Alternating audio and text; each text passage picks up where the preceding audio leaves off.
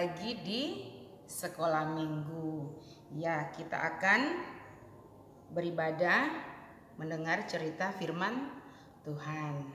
Nah, sebelum adik-adik mendengar cerita firman Tuhan, kita mau berdoa kepada Tuhan.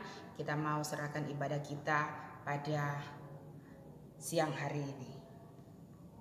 Kami bersyukur Tuhan, pada siang hari ini kami bisa diberikan kesempatan bersama dengan anak-anak sekolah minggu di rumah masing-masing untuk beribadah kepada Tuhan serta mendengarkan kebenaran firman Tuhan. Terima kasih Tuhan, berkati kebaktian ibadah sekolah minggu ini kami serahkan ke dalam tangan Tuhan. Di dalam nama Tuhan kami Yesus Kristus kami sudah berdoa. Amin. Ya, adik-adik, minggu-minggu kemarin kita sudah mendengar cerita tentang pengorbanan Tuhan Yesus di kayu salib. Nah, dia rela mati di kayu salib hanya untuk menebus dosa-dosa kita. Nah, ini Tuhan Yesus dia akan disalibkan karena dia mau menebus dosa umat manusia. Dia ingin menyelamatkan manusia dari hukuman dosa. Nah, setelah itu dia bangkit pada hari yang ketiga, disebut apa? Hari Paskah. Iya, ini dia bangkit. Nah, dia bangkit dari antara orang mati. Dia menang mengalahkan maut. Nah, setelah dia bangkit, apa yang terjadi?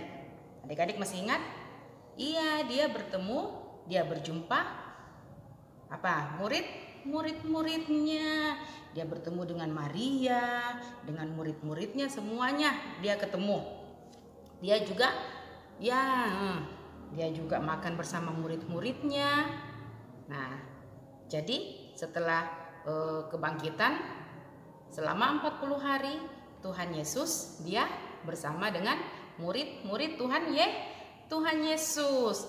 Nah, akhirnya pada hari yang ke-40 Tuhan Yesus mengajak murid-muridnya ini. Nah, mengajak murid-muridnya, dia berkata kepada murid-muridnya bahwa dia akan pergi jauh. Tapi ingat, Tuhan juga berpesan kepada murid-muridnya bahwa dia suruh apa? Adik-adik masih ingat? Ya, dia menyuruh supaya murid-muridnya memberitakan firman Tuhan, bukan hanya pada saat mereka di Yerusalem, tapi Tuhan mau mereka apa? Iya, menyebarkan firman Tuhan sampai ke ujung dunia. Akhirnya Tuhan Yesus apa?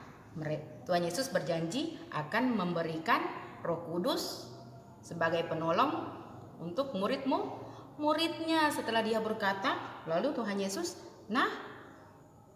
naik, dia terangkat. Dia terangkat, dia naik ke sorga. Jadi murid-muridnya mereka lihat ke atas. Wah, Tuhan Yesus naik. Akhirnya Tuhan Yesus ditutup oleh awan. Akhirnya sampai tidak kelihatan, Tuhan Yesusnya hilang. Tiba-tiba apa yang terjadi? Apa? Ayo. Tiba-tiba ada 2 malaikat datang di samping murid-muridnya tadi ini. Dia bilang, murid-murid, kenapa kamu bingung? Kenapa kamu termenung? Kenapa kamu lihat ke atas terus? Tuhan Yesus itu sudah ada di surga. Dia akan apa? Mengirimkan penolong buat kita, yaitu Roh Kudus. Nah, adik-adik masih ingat tidak perayaan apa yang sering adik-adik lakukan? Misalnya saya sering ikut perayaan Natal, ya. Saya sering ikut perayaan Paskah. Nah, itu adalah perayaan besar orang Kristen. Nah, pada suatu ketika pada hari yang ke-10 setelah Tuhan Yesus naik ke surga, di Yerusalem itu ada perayaan Pentakosta. Nah, hari Pentakosta itu di mana orang-orang di Yerusalem itu mereka merayakan musim panen yang pertama, sehingga orang-orang Yerusalem yang berada di luar kota, mereka semua pulang kampung. Nah, seperti kita kalau Natal kita pulang kampung. Kampung kita di mana, kita pulang. Nah, begitupun juga di Yerusalem pada saat itu, karena itu adalah perayaan besar mereka, perayaan Pentakosta. Nah, pada suatu ketika, adik-adik, ini murid-murid Tuhan Yesus, mereka sedang berkumpul di suatu rumah. Mereka di dalam itu mereka menyanyi, memuji Tuhan, mereka berdoa bersama-sama. Ya, tapi tiba-tiba adik-adik, apa yang terjadi? Pada saat mereka sedang di dalam rumah itu, tiba-tiba ada apa? Bunyi angin. Anginnya kencang. Mereka kaget. Mereka lihat, ada apa ini? Tiba-tiba ada apa? Ada api. Ada lidah-lidah api yang berterbangan kepada mereka. Tiba-tiba lidah-lidah api itu hinggap di atas kepala mereka. Ini adik-adik lihat. Nah, ada lidah-lidah api hinggap di kepala mereka, sehingga mereka dipenuhi oleh Roh Kudus. Nah, ingat janji Tuhan waktu sebelum dia naik ke surga, dia akan mengirim penolong, yaitu Roh Kudus. Jadi Roh Kudus ini yang memberikan mereka apa? Memberikan mereka keberanian, semangat untuk memberitakan firman Tuhan. Nah, akhirnya karena pada waktu itu bertepatan dengan hari Pentakosta, jadi waktu itu banyak sekali orang yang datang ke Yerusalem. Mereka kaget, kenapa tahu bahasa-bahasa orang lain? Setelah mereka dipenuhi oleh Roh Kudus, tiba-tiba mereka bisa berkata-kata dalam bahasa lain. Jadi waktu itu di Yerusalem kan banyak orang, mereka kaget, loh itu kan orang Galilea, kok bisa ya dia bicara bahasa kami?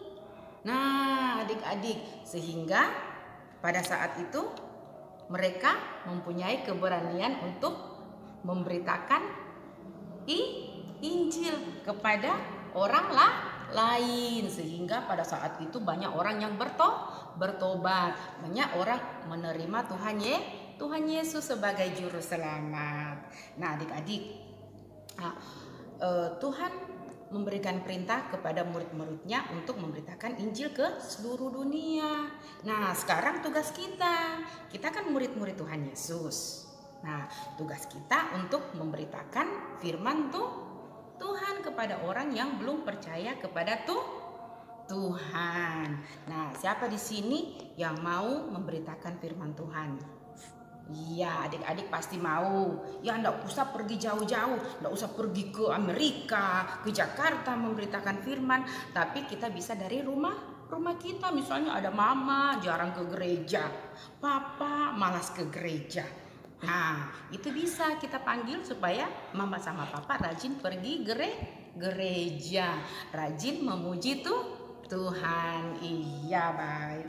Gus. Nah, anak-anak sekolah minggu, masih ingat tugas yang sebelumnya, yang lalu-lalu ada tugas kita menghias salib. Nah, kita gambar salib lalu dihias dengan biji-bijian. Nanti itu jadi penilaian lause untuk lomba Paskah. Jadi kalau ada adik-adik yang sudah selesai bisa dibawa ke gereja, atau bisa juga telepon lause. Ada lause punya nomor, nanti bilang sama lause, saya punya sudah selesai tapi tidak bisa keluar misalnya. Nanti siapa tahu lause pas di luar, lause nanti singgah ambil ya. Nanti dikerjakan dengan baik karena akan dinilai. Ya, terima kasih adik-adik.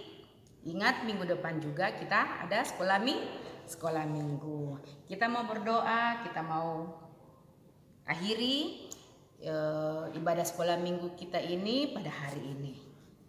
Kami bersyukur Tuhan pada hari ini kami bisa mendengarkan kebenaran firman-Mu. Biarlah Tuhan kami bisa menjadi murid-murid-Mu yang setia, murid-murid-Mu yang setia memberitakan firman dimanapun kami berada. Terima kasih Tuhan, berkati setiap anak-anak yang berada di rumah. Biarlah mereka juga terus diberkati Tuhan, berikan mereka kesehatan, berikan mereka kekuatan, agar mereka juga bisa menjalani hidup ini dengan baik. Terima kasih Tuhan, kami yakin dan percaya Engkau selalu menolong, melindungi dan menyertai kami dimanapun kami berada. Terima kasih Tuhan Yesus, amin. Iya, adik-adik sekolah minggu, terima kasih. Kita ketemu lagi minggu depan. Shalom.